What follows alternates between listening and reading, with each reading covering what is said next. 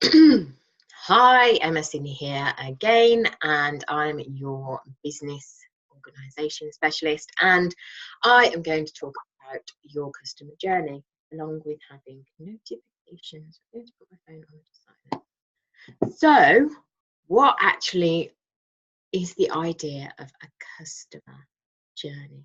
Well, now I have in the corporate world, in the big business world, they have somebody who sits there, not all of their job, but looks at all the different touch points the organisation has with its customers and does a review and makes sure that all the branding is aligned. You know, they have specialist people to do this. They make sure all the branding's aligned and the messages are consistent. They make sure only certain people can access their social media account. They look at their staff and make sure their staff aren't posting anything derogatory. And they have a lot of policies and stuff like that. But we do not need to make it that complicated. However, understanding and taking that step out of your business to understand your customer journey and to be deliberate in your customer journey is quite cool thing to do, because nowadays we want to build relationships, we want to help people to understand what we do and also to refer others to be either ongoing clients or to be able to go, yay, I'm an ambassador for that person. And it's not a saturated market, because I firmly believe there's plenty out there for everyone. However, it can be really difficult because it's another one of those time drags to be really clear and to make sure that you are viewing your whole entire process as your customer journey, because you'll be sat there going, oh, I've got to do this, I've got to do marketing, I've got to do this. So the idea for me of mapping out your customer journey is using the review pebble of the Changemaker framework, which is looking at the different component parts of your business, your touch points that you have with your customer. And it's part of what you're doing with your marketing, it's what you're doing with your sales, it's what you're doing with your follow-up, it's what you're doing with your website. You know, it breaks it down. So it's what you're doing with your website, it's what you do in person. And one of the ways you can do this is by starting with what I call the business mapping process. This is a process whereby you do pull together all the different elements of what you want your business to look like, or what is already out there, for example. But I think it's easier to start with what you believe your business is. So what is it that you do? Who do you touch base with? All in one place. What is your branding? What is your mission? And this is something that businesses quite often forget, or if they do it and then don't connect it into their customer journey and don't share their mission with their customers. And human beings, we love a purpose. We love having something to follow, something bigger and deeper than just, you know, I can offer you fabulous jewelry. And this is where some of the stuff around marketing benefits comes in. But this is about, well, what's your point? What's your purpose?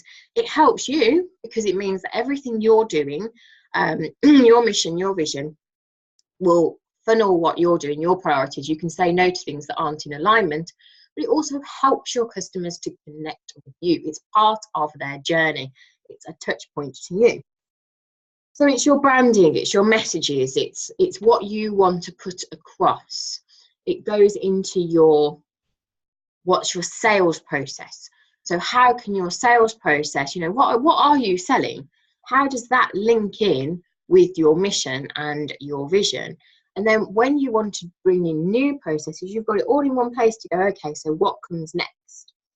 And I'm going to come on to sort of talk about some practicalities around this in a moment. But so that broadly is your customer journey. And the idea for me is if you have a business map that says this is what my business is about, then you can go out, or you can get somebody else to do it for you. You can map out all your touch points with your customers.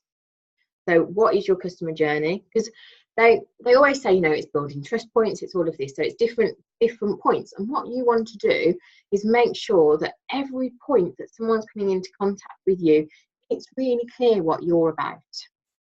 Now, I'm not saying that, by the way, I've got this right, because, you know, we work on our messaging, we work on what we're about, and part of this process and this customer journey is having a regular review of it. So every year, or it depends how fast your business is changing, every year you go, okay, so what are my touch points? What is my messaging? What might be slightly evolving, slightly changing? And then you go back and, like I said, or you get someone to do it for you, and you look at all those touch points. And this does include your marketing. I'm going to keep saying this.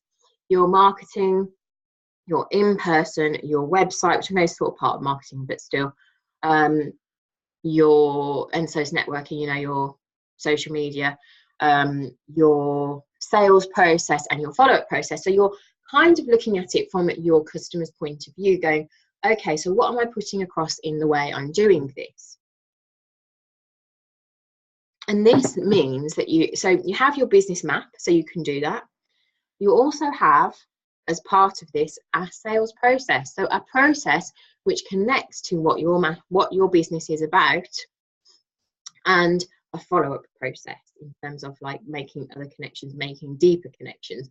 And there's various, depending on your business and what you want to do, there's various different ways to build that relationship and build those touch points, and bring it into sales.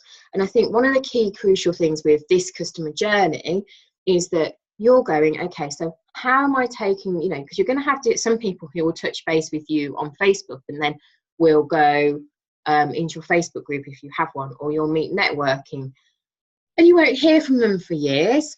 But, you know, it's understanding those touch points, and making sure, like I say, that they are consistent and that they do flow into a sales process and into a follow-up process. So it's all part of the same customer journey. It's like, for me, I come from the premise of it's all about making connections. So it's looking at how am I connecting with my customer in all those different ways, and how can I make that more powerful and more clear and more consistent, to build deeper relationships, to create customers, so then it will translate into money. Because a lot of the time what we do, and it's fine, because there are specialists out there who will tell you about how to have your website. There are specialists out there that will tell you how to do sales.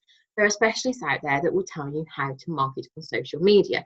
But this can mean, if you're just doing this by dissecting, your flow of how your customer is engaging with you isn't there, because you've got your sales process over here, you've got your you know, social media stuff going on over here.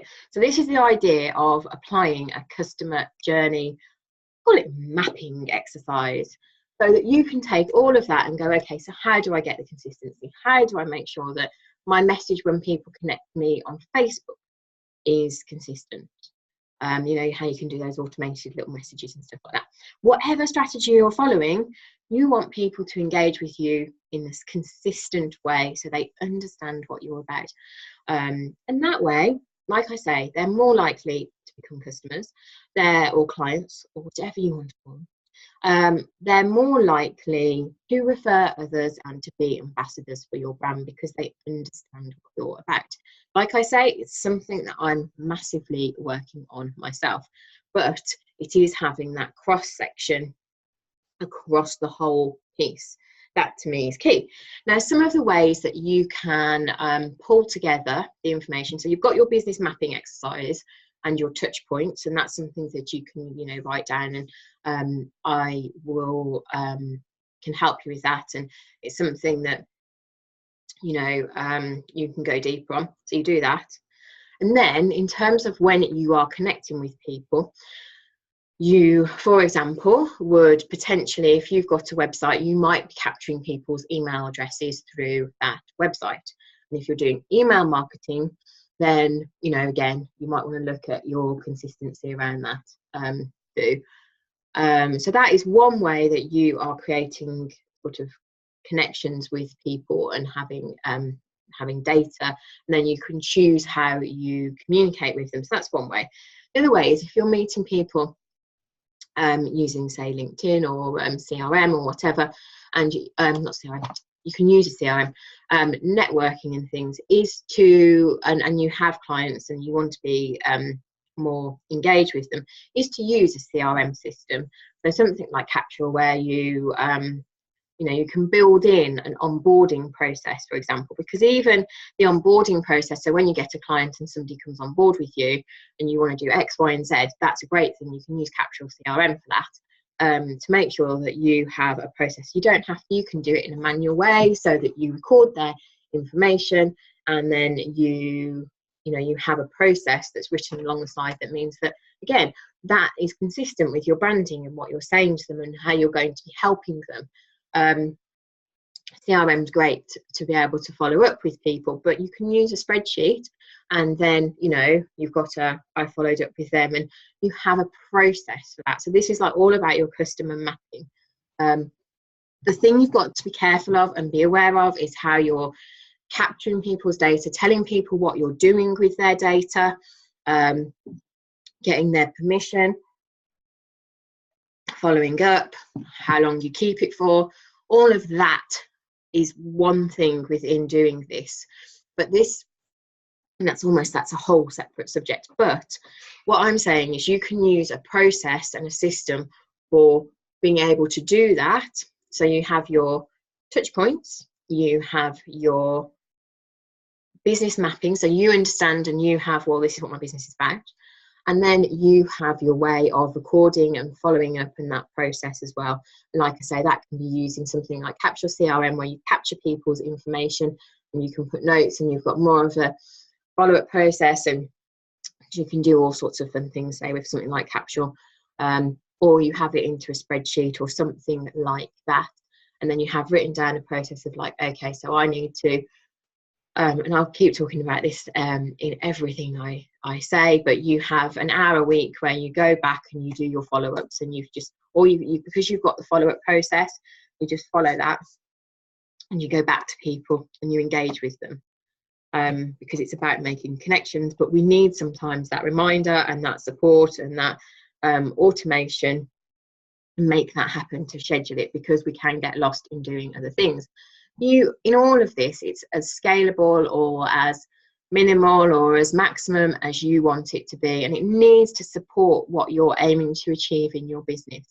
So you can, it's such a powerful thing to do, to really help you focus, because if you're like me, can be a bit scatterbrained and stuff, it's really helped me funnel when I've done this myself, and it's helped clients really get really super clear. And like I say, it helps you to be able to say no to things that aren't in alignment. So for example, if part of your strategy is getting onto podcasts and things like that, because you're really clear about what kind of customer experience you want to create, you would say no to certain types of podcasts that you just wouldn't want to do. And that cuts away a lot of the rubbish. So hopefully you'll see how just doing this and having that customer journey can not only benefit you, it can also obviously benefit and deepen the relationships that you have with others. So I do hope that's been helpful, and if you want more and any questions and stuff, please do join my Facebook group, Change Maker Mastermind. So have a fantastic rest of your day, and I will speak to you soon.